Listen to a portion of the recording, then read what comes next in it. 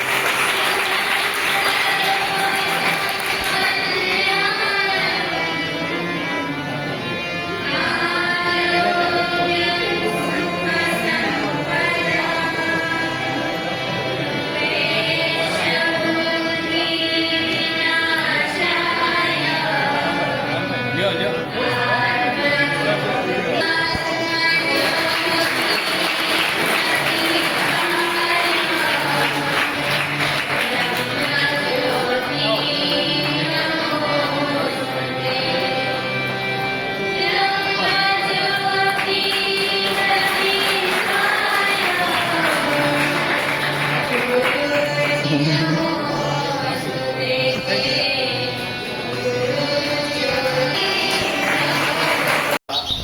સ્મરણાર્થે પંડિત શુક્લાલજી વ્યાખ્યાનમાળાના 33મા મણકામાં ઉપસ્થિત સંવેદનશીલ લેખક ડૉક્ટર શ્રી I.K. વીજળીવાળા સાહેબ, બધા દાદાઓની ઉર્જા આપણા એક દાદામાં હોય એવું લાગે એવા અરુણ દાદા,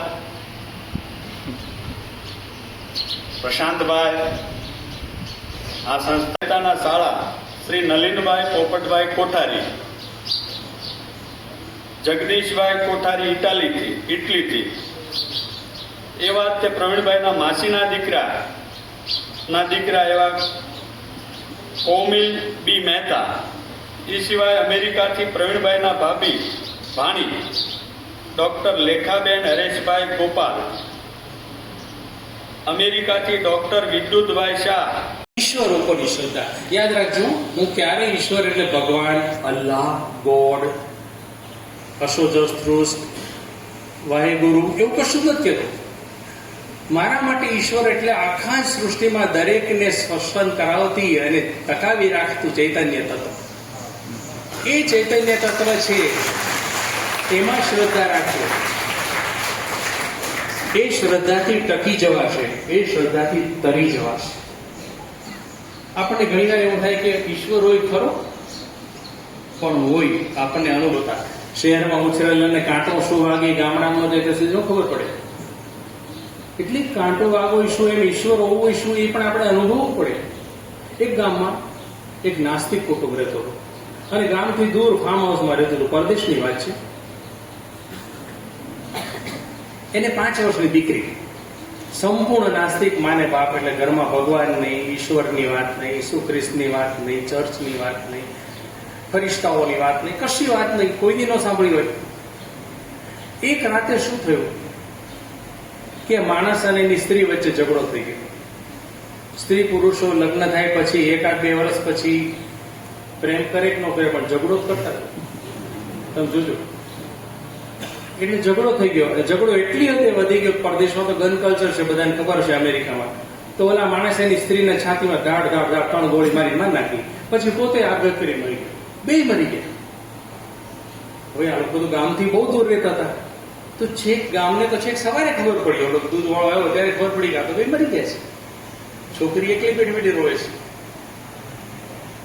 એટલે ગામે નક્કી કર્યું કે છોકરીનું શું કરવું. એના સગાવાલાની કોઈને ખબર નહીં, ક્યાં રહેતા હતા ને ક્યાંથી હતા. પરદેશમાં આપણે જેવું નથી, કાકા મામા ને એના કાકા ને એના મામા બધું નીકળે. ત્યાં તો કાંઈ ન નીકળે, કારણ કે જન્મ્યો હોય ક્યાંક ને રહેતો હોય ક્યાંક. એટલે ચર્ચને દીકરીને સોંપી દેવા હોય 5 વર્ષની. એ છોકરીનું માસૂમ મોઢું જોઈને ફાધર બોલ્યા કે હે ભગવાન, હે ફાધર ઈસુ, તારી કૃપાથી આવા ફૂલડા શું વંચિત રહી જતા છે? આનો શું ગુનો છે કે એને આવા દિવસો આવ્યા? એટલી વારમાં ત્યાં બીજા છોકરાઓ ફાધર પાસે પહેલી વખત આવ્યા 2 વર્ષના. એટલે ફાધરે બધાને ઉભા રાખ્યા, જોડ્યા, દીકરીને ઉભી રાખી અને સાઈડમાં ભીત ઉપર ઈસુ ખ્રિસ્તનો ફોટો દોરેલો હતો, ચિત્ર દોરેલું હતું. એટલે ફાધરે એ લોકોને દીકરીને હળવી કરવા કીધું, બેટા કોઈ જાણે છે કે આ કોણ છે? આ છોકરી બોલી કે મને ખબર છે કોણ છે. અને ફાધરને નવાઈ લાગી કે જેણે ઈસુ ખ્રિસ્ત વિશે સાંભળ્યું નથી, ટોટલી નાસ્તિક કુટુંબમાં જે મોટી થઈ છે, જેને ભગવાન શું છે ખબર નથી, તો પછી આ છોકરી કેવી રીતે ઓળખે કે એના કુટુંબના કોઈ વ્યક્તિને જોયા હશે, એમ જ કહેતી હશે કે બેટા બોલ જોઈ, તું કેવી રીતે ઓળખ્યા ને? તો કે મારા પપ્પાએ મારી માને પોતાને ગોળી મારી ને ત્યારે આ માણસ મારી બાજુમાં બેઠો, ઉભો રહી ગયો હતો અને આખી રાત મારી જોડે બેઠો હતો. આ માણસ આખી રાત મારી જોડે બેઠો હતો, ઈસુ ખ્રિસ્ત. ત્યારે ફાધરને લાગ્યું કે નાનું છોકરું નહીં, પોતે ભગવાનની કૃપાથી વંચિત છે, એની ઉપર તો મહેરબાન છે. એટલે ઈશ્વર હોય એની પર શ્રદ્ધા રાખજો. એ ગમે તે કરી શકે. ઇંગ્લિશમાં એના માટે 3 શબ્દ છે: ઓમનીપોટન્ટ, બધું કરી શકે; ઓમનિશન્સ, બધું જાણતો હોય; અને ઓમની પ્રેઝન્ટ, બધે જ હાજર હોય.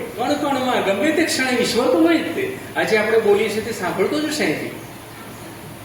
અને ઓમનીપોટન્ટ શબ્દ પર મારે થોડું કહેવું છે. કે આપણે ગમે એટલું પહેરીએ તો ઓછું જ લાગે. એની માં એને સુવડાવીને ગઈ હતી. રૂમમાં હીટર ચાલુ હતું. છોકરી ભગવાનને પ્રાર્થના કરતી હતી 10 વર્ષની. અચાનક રસ્તા તરફની બારી છે પવનના સુસવાટાથી ખુલી. આખા જોફાળા રૂમમાં ઠંડો પવન ફેલાઈ ગયો. હવે માને બોલાવીને ઉઠાડી ડિસ્ટર્બ કરવા કરતા આ છોકરીને એમ કે હું જ ઊભી થઈને બંધ કરી દઉં. 10 વર્ષની તો બંધ કરી શકે. ત્યાં બાળકોને એકલા સુવડાવવાની પ્રથા છે. આપણી જેમ હાંડિયા બે મા બાપ વચ્ચે ભૂતા એવું નથી. તો એ ઊભી થઈ બારી બંધ કરવા ગઈ તો બહારથી કોઈનો રોવાનો અવાજ આવ્યો. એને થોડી વાર બીક લાગી.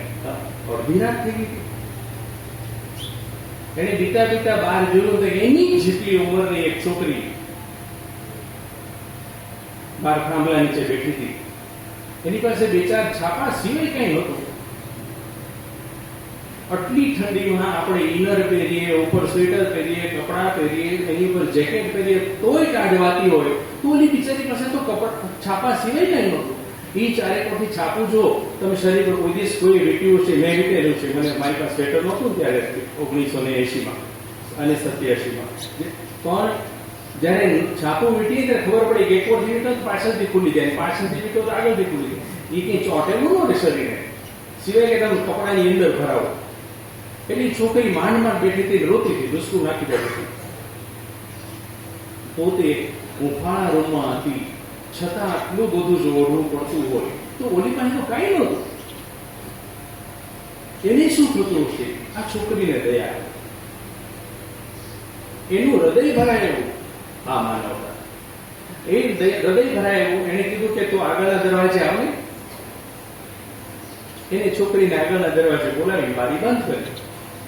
પછી બધા તો સુઈ ગયા હતા ઘરમાં. એટલે એને પોતાના શોરૂમમાંથી એક જૂનું રજાઈ, જૂનું એક પાથરણું અને એક જૂનું ઓશીકું કાઢ્યા. કારણ કે માને પૂછ્યું હતું. આગલા બારણે ઓલી છોકરી આવી હતી, બારણું ખોલીને એને આપ્યું. ઓલી છોકરીએ રોતા રોતા આભાર માન્યો. પછી એ ગઈ ત્યાં 15-20 મિનિટ પછી બંને છોકરી સુઈ ગઈ એક રૂમમાં, એક ફૂટપાથ ઉપર. પણ બે આરામથી સુતી. બોલીને મળી ગઈ ને. સવારે 10 વાગે છોકરી, અમીર છોકરી ઉઠીને એની માને કીધું કે માં રાત્રે આવું બન્યું હતું. માં કે બેટા બહુ સારું કર્યું. તે જે કર્યું માનવતાનું કૃત્ય છે, તે ખોટું નથી કર્યું કે મારી દીકરી. હજી એમ કે એની માં અંદર ગઈ. અમીર છોકરી ડ્રોઈંગ રૂમમાં હતી, ત્યાં બારણું પકડ્યું. પછી બારણું ખોલ્યું ને તો જોયું કે કાલ રાતવાળી છોકરી જ હાથમાં વ્યવસ્થિત રીતે રંકેલ રજાએ પાથરણમાં નોશી કોઈ દીધી. એની સા પાસે જઈને એને આપ્યું કે લે બે. તે રાત્રે જો ન આપ્યું હોત ને તો ઉમર ગયા. તો હું આજની સવાર નો ભાવ આ, પણ તે મને એવું કીધું નહોતું કે આ વસ્તુ મારે રાખી લેવાની છે, એટલે હું પાછી આપવા આવી છું કે કદાચ તમારે જોતું હોય. એટલે અમીર છોકરી 2 વિચાર કર્યા પછી લઈ લીધી વસ્તુઓ અને કીધું હા બે તારી વાત બહુ સાચી છે, અમારે જોઈએ છે. એમ કરીને પાથરણું, ઓશીકું અને રજાઈ રેશમી લઈ લીધી એની પાસે. ઓલી છોકરી પાછી રોવા માંડી. એને થયું કે ભગવાને એક જ રાત માટે રાહત આપી. આજથી શું, કાલે શું થશે? એ તો પોતાના મરેલા મા બાપને ભમરાળા ભાઈને કોસતી ચાલતી હતી. એના દરવાજા સુધી પહોંચી, કમ્પાઉન્ડના ત્યાં પાછળથી એને ખભે કોઈનો હાથ કર્યો. પછી ફરી જોયું તો અમીર છોકરી ઉભી હતી. એના હાથમાં નવું ઓશીકું, નવી રજાઈ અને નવું પાથરણું હતા. એને કીધું કે મારી માએ કીધું છે કે નવા હશે તો આખો શિયાળો આવશે.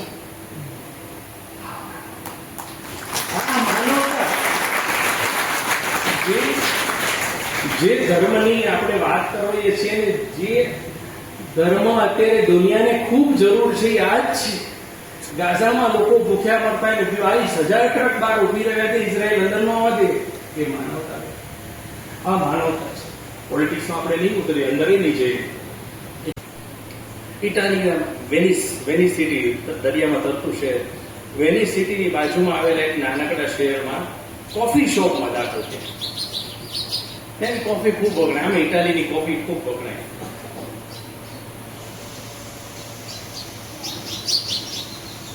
કોફી શોપમાં દાખલ થઈને એ લોકોએ પોતાના 2 જણા માટે 2 કોફીનો ઓર્ડર આપ્યો. હજી એ લોકો કોફી આવે ત્યાં બાજુમાં એક જણા બેઠો, એણે 2 કોફીનો ઓર્ડર આપ્યો અને કીધું શું ખબર છે, એક કોફી મને આપજો ને બીજી એક કોફી દિવાલ ઉપર. હવે દિવાલ ઉપર આ બે નવાઈ લાગી. એટલે માણસ કોફી પીને ઉભો થયો. આ બે ધીમે કોફી પીતા હતા, વાતો કરતા હતા. માણસ કોફી પીને ઉભો થયો. વેઇટરે એને કોફી આપી, બિલ આપ્યું. ઓલા માણસે પીધી એક કોફી, પૈસા 2 કોફીના ચૂકવ્યા અને એ ગયો એટલે વેઇટરે એક કોફી કરી દિવાલમાં જે નોટિસ બોર્ડ જેવું હતું ત્યાં કાગળ ચોંટાડી દીધો. આ લોકો નવાઈ લાગી કે આવડી શું કહેવાય, આવી પ્રથા. બીજા એટલી વારમાં બીજા 2 જણા આવ્યા. એને કીધું કે 3 કોફી, 2 કોફી અમને આપજો, 1 કોફી દિવાલ પર. એ લોકો એવું કર્યું, કોફી પીધી 2 જણાએ, 2 કોફી એ લોકોએ પીધી, 3ના પૈસા ચૂકવ્યા. અને એ લોકો ગયા એટલે વેઇટરે 1 કોફી એમ કરીને દિવાલ પર કાગળ ચોંટાડી દીધો. એને એમ થયું હશે ઇટાલીના. પેલા પૂછવાનું મન થયું, પણ અજાણ્યા શહેરમાં પૂછવું કેવી રીતે? એને થયું હશે આ લોકોની કંઈક એવી રીતભાત હશે, અથવા તો એ લોકોનું કંઈ એવો વહેમ હશે, ગમે એમ હશે. આપણે નહીં ઓલા ઝાડવા ઉપર સાડી લટકાડતા ને તાતણા લટકાડતા, એક લીમડા તો મીઠું લટકાડીને આપણે બાળી નાખ્યો સિવર પાસે, બરાબર? આવું કંઈક હશે. એટલે પૂછવાનું માંડી વાળ્યું. પછી એ લોકો તો ત્યાં નસીબ જોગે 3 અઠવાડિયા પછી લોકોને એ જ શહેરમાં પાછા ફરતી વખતે આવવાનું થયું અને બેઠા. પછી બેઠા, કોફીનો ઓર્ડર આપ્યો 2 જણાએ કે 2 કોફી. વેઇટરનો ઓર્ડર નહોતી ગયો. ત્યાં એક ભિખારી આવ્યો. હવે ભિખારી અંદર આવ્યો તો વેઇટર એને એટલા જ માન સન્માનથી અંદર બેસવાનું આમંત્રણ આપ્યું. બેઠો. ભિખારી દિવાલ સામે જોયું, પછી મ્યુઝિક પાણી પીધું. મ્યુઝિક સાંભળતા સાંભળતા તબલા વગાડતો હતો. વેઇટર આવ્યો ઓર્ડર લેવા તો કે 1 કોફી દિવાલ ઉપરથી.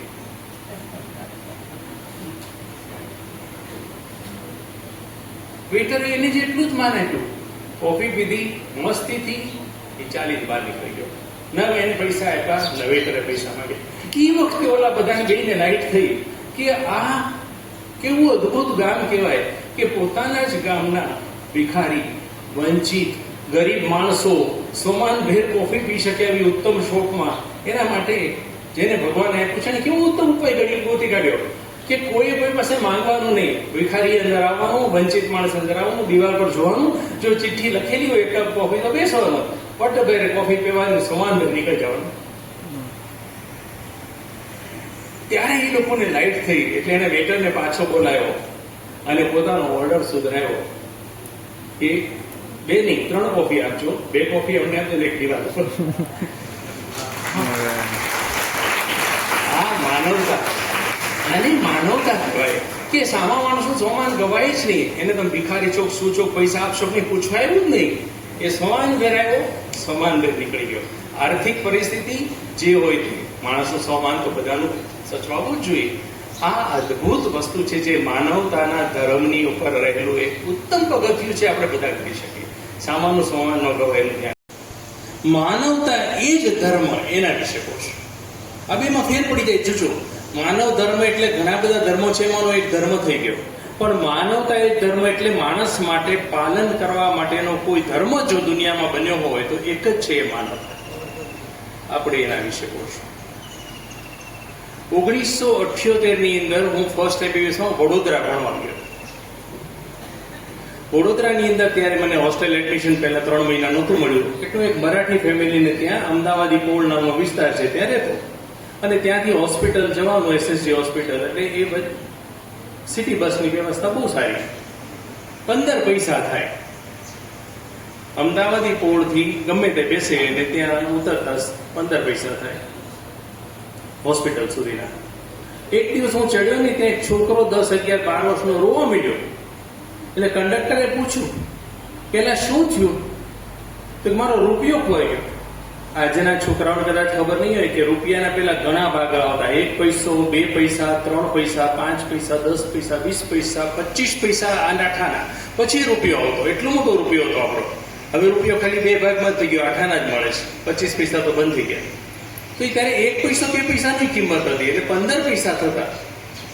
બોલો કે મારો રૂપિયો ખોઈ ગયો. એટલે કંડક્ટર કે ભલા માણસ, એમાં શું રોવે છે?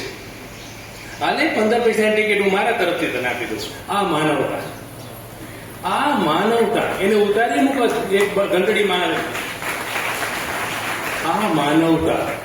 પણ માનવ સ્વભાવ કેવો છે? તો ઓલો છોકરો પાછો રોવા માંડ્યો. તો કેમ હજી રોય? તો બાકીના 85 પૈસા એટલે ડોબા અને 15 પૈસાની ટિકિટ મફત આપું છું જો ને. પણ માણસ જાતને પાછળ આપણો સ્વભાવ લાગે છે. માનવતા ધર્મ તો છે જ, પણ માનવ સ્વભાવ મળે છે. માનવતા એટલે શું? આપણા શબ્દકોશ મુજબ મનુષ્ય પણ. માનવ માત્ર માટે પ્રેમ અને મૈત્રી. તમે જો ભગવાન પ્રેમ સ્વરૂપ છે એવું બધા શાસ્ત્રો કે છે. માનવ જાત માટે પ્રેમ, માણસ માટે મૈત્રી અને માણસનું ખરાબ નહીં કરવાની ભાવના, આ માનવતા. પણ અત્યારે માણસ દેખાય છે બધા, છે બહુ ઓછા. જોજો અત્યારે જોશો તો એક માણસ બીજા માણસને કાં તો પાડી દેવા, પાછળ પાડી દેવા માંગતો હશે, અથવા તો એનું અસ્તિત્વ મિટાવી દેવા માંગતો હશે. આની સિવાય બીજી કોઈ હોડ હું દુનિયામાં નથી જોતો છેલ્લા વર્ષોથી. તો માનવતાનો ધર્મ નિભાવતા કે માનવતાનો ધર્મ પાળતા બહુ ઓછા માણસો જોવા મળે છે. તો આપણે વિદ્યાર્થી નાના છીએ, આપણે પછી આખી જિંદગી કાઢવાની છે, તો આપણે માનવતાનો ધર્મ પ્રાપ્ત કેવી રીતે કરી શકીએ? આપણે કેવી રીતે ધર્મ પાળી શકીએ? એના થોડાક મુદ્દાઓ આપણે જોશું. એમાં પ્રથમ મુદ્દો છે કોઈને મદદ કરવી. જુઓ, કરોડો રૂપિયા હોય અને મદદ થઈ શકે એ ભૂલી જજો. મદદ તો ગમે તેનાથી થઈ શકે, એમાં પૈસાની પણ જરૂર ઘણી વાર નથી પડતી. તમારામાં મદદ કરવાની નિયત જોઈએ, દાનત જોઈએ અને ભાવના જોઈએ. એક જગ્યાએ એક સિટી બસમાં એક માણસ બેઠો હતો, ઉદાસ, સાવ ઉદાસ. એક ગામડેથી મોટા શહેરમાં કમાવા આવ્યો હતો અને જે કઈ મજૂરી કરતા મળે એમાંથી 500 રૂપિયા દર મહિને એની માને મની ઓર્ડર કરી દે. અને એની મા એને વળતો એક કાગળ લખે, ટપાલી પાસે લખાવડાવે. ગરીબ માં, ગામડામાં તો 500 રૂપિયા બહુ થઈ જાય. અત્યારે આજના જમાનામાં 500,000 રૂપિયા એક માણસનું પૂરું થઈ જાય એટલું ગામડું સરસ છે આપણું. એટલે આશીર્વાદના ઘણા વેણ લખે કે બેટા તું કેટલો નિયમિત છો, આ થેન્ક યુ, તારો આભાર, ને તારો ભગવાન સારું કરે, આવું બધું ટપાલી જે લખે લખાવે. એ દિવસે એ માણસ ઉદાસ હતો, કારણ કે એના શેઠે એને કીધું તું કાલથી તારે નોકરી નથી આવવાનું, કામ છૂટી ગયું. એટલે સવારે કામ છૂટી ગયું, નવરો થઈ ગયો ફેક્ટરીમાં, તો એની માને એક પોસ્ટકાર્ડ લખ્યું હતું કે માં, આ મહિને હું તને 500 રૂપિયા નહીં મોકલી શકું. હવે એ પોસ્ટકાર્ડ સવારનું લખ્યું હતું, પણ હિંમત ચાલતી નહોતી ડબલા નાખવાની. પોસ્ટના ડબલામાં નાખવાની હિંમત નહોતી ચાલતી. એને એમ થતું હતું કે માને આઘાત લાગશે તો, માને આઘાત લાગશે તો, માં મારા અંગે ચિંતામાં પડી જશે. એવી વિચારોમાં સ્ટેન્ડ આવ્યો એટલે ઉતર્યો નીચે. ઉતર્યું ને પછી એ પોસ્ટનું લાલ ડબલું એની નજરે ચડ્યું. એને થયું ના, ગમે તે થાય, માને સાચી વસ્તુ જણાવવી તો જોઈએ જ. પરિસ્થિતિથી એને અવગત તો કરાવવી જ જોઈએ આપણે. એટલે એને પોસ્ટકાર્ડ કાઢવા, પાકીટમાં મૂકેલું પોસ્ટકાર્ડ કાઢવા, ખિસ્સામાં હાથ નાખ્યો અને એને ત્રાસકો પડ્યો. ખિસ્સું કપાઈ ગયું. એના ખિસ્સામાં 150 રૂપિયા હતા અને માને લખેલું પોસ્ટકાર્ડ, બે જ વસ્તુ હતી. ખિસ્સું કપાઈ ગયું. તો વિચાર કરો, જે માણસ પાસે 150 રૂપિયા હોય, જેને આખો મહિનો હજી કાઢવાનો હોય, મહિનાના થોડા દિવસો બાકી હોય, ખોલીમાં રહેતો હોય, એને 150 રૂપિયા તો 15,000 રૂપિયાથી વધારે હોય. એને ધ્રાસકો પડ્યો, એ સુનમુન થઈ ગયો કે માને પોસ્ટકાર્ડ તો ફરી વાર લખી શકાશે, પણ આ 150 રૂપિયા ગયા એનું શું કરવું? હવે કેમ ચલાવવું? એટલી પાણી પર સાઈડમાં બેસી ગયો. ખૂબ વિચાર કર્યો, કઈ એને સળ ના સૂચી. એટલે પોતાની ખોલી પર આવ્યો અને 2-3 દી ખોલી પડ્યો રહ્યો. એને ભૂખ્યો તરસ્યો. ચોથા દિવસે ટપાલીએ બાણું પકડ્યું. એટલે બાણું ખોલ્યું તો ટપાલીએ કવર આપ્યો. એને ધ્રાસકો પડ્યો કે નક્કી ચૂકી ગયો છું ને, એટલે માએ પૈસા મંગાવ્યા, હવે શું કરશું? એટલે ધ્રુતતા હાથે કવર ખોલ્યું. એની માનો સંદેશો હતો અંદર કે બેટા, તું કેવો સરસ દીકરો છો, તું કોઈ દિવસ તારીખ નથી ચૂકતો, તો મારું કેટલું ધ્યાન રાખે છે. આ વખતે પણ તારા મુખે મોકલેલા 500 રૂપિયા સમયસર મળી ગયા. તું ખૂબ તારી તબિયતનું ધ્યાન રાખશે અને આજે બીજે બરાબર આરામ કરશે. લીખી દન તારી માના આશીર્વાદ. હવે આ મૂંઝાણો કે એને તો મોકલ્યા નહોતા, માને પૈસા તો મોકલ્યા નથી, ફીસું કપાઈ ગયું છે, તો પૈસા માને મળ્યા કેવી રીતે? હવે એને બહુ વિચાર કર્યો, કઈ સમજાણું નહીં. 5 દિવસ પછી એને પોસ્ટ કાર્ડ એક મળ્યું, એમાં ગડબડી અક્ષર લખેલું કે ભાઈ તારા પાકીટમાંથી 150 રૂપિયા અને તારી માને લખેલ પોસ્ટ કાર્ડ મળ્યું.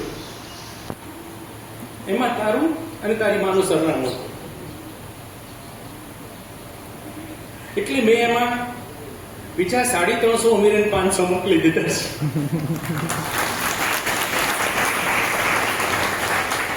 આપણો ધંધો ગમે તે હોય, કોઈ પણ ધંધો આપણે કરતા હોઈએ, પણ એના માટે એક માં શું કામ મૂકી ગઈ?